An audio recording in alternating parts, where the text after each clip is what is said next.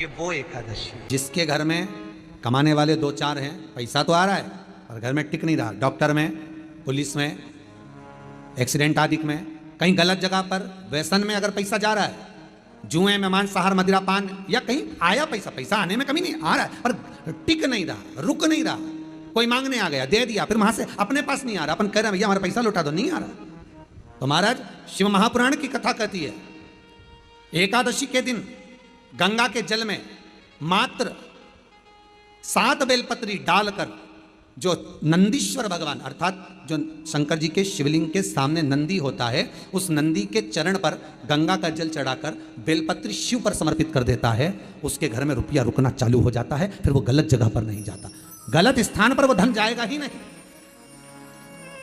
बेटा अगर व्यसन में पड़ा हुआ है, मदिरा पान में पड़ा हुआ है, मांसाहार में, जुए आदि में जा रहा है, तुम्हें लग रहा है कि मेरा बेटा गलत मार्ग पर जा रहा है, ये मित्र दोस्ती गलत हो रही है, वो सही जगह पर आ जाए।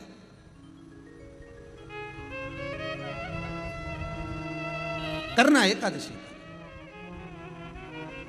कई लोग इसको धन के लिए भी करते हैं, संपदा के लिए, संपदा के लिए अर्थात जिसका व्यापार नहीं चलता, जिसके घर में पैसा नहीं आता, या नौकरी नहीं लग रही, या सर्विस नहीं लग रही, आप अप्लाई कर रहे हो, जगह जगह जाकर इंटरव्यू भी दे रहे हो और पैसा नहीं आता, तो उसके लिए भी प्रयास किया जाता है। पर उसके लिए यहाँ पर जो धन के लिए करते हैं, उसके लिए विष्णुपदी के लिए करते हैं। मतलब जैसे गंगा के जल में तुलसी के 11 पत्ते डाले जाते हैं। कितने पत्ते डालते हैं? 11 तुलसी के पत्ते डालते हैं, और उसको किसी भी नारायण के मंदिर में, राम कृष्ण शिव, शंकर नहीं, राम कृष्ण भगवान विष्णु दत्त आदि जितने नारायण के मंदिर हैं, उस मंदिर में किसी भी पात्र में, एक छोटे से पात्र में उसको भरकर रखी जाते हैं महाराज। उससे भी जॉब, सर्विस, नौकरी में सफलता प्राप्त हो जाती है, परंतु वो भी एकादशी को ही होता है। कुछ देर तक पात्र को रखा जाता है, फिर वही पात्र का जल किसी भी वृक्ष के नीचे डाल दिया जाता है, उससे भी नौकरी के लिए फायदा मिलता है। गंगा का जल कोई साधारण नहीं। भागीरथ बाबा तब साधना में लगे, तो उनका हृदय, चित्त, वृत्ति, मन बाबा में लगे। देवराज ने मन लगाया नहीं, और नहीं लगाया, इसके बाद भी बाबा की करुणा देखिए कितनी हुई कि मरा, प्राण छूटे तो शिवधाम में गया, और उसके बाद भी बाबा की कितनी कृपा कि शिवधाम में भी जाने के बाद भगवान शंकर की सेवा में तल्लीन।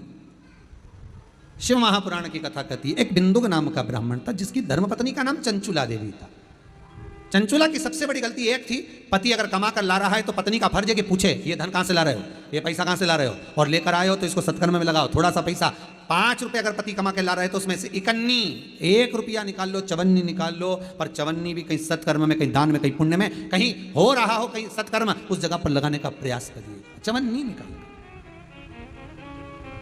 कमाई का एक भाग थोड़ा सा धर्मपत्नी का फर्ज। धर्मपत्नी कहते क्यों है? क्योंकि वो धर्म के पथ पर लेकर चले, वो धर्मपत्नी।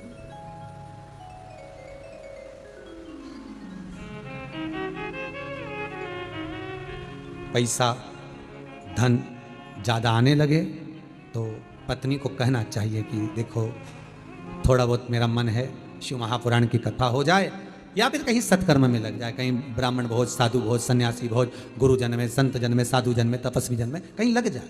ये धर्मपत्नी, जहां धर्म जुड़ा हुआ हो वो धर्म।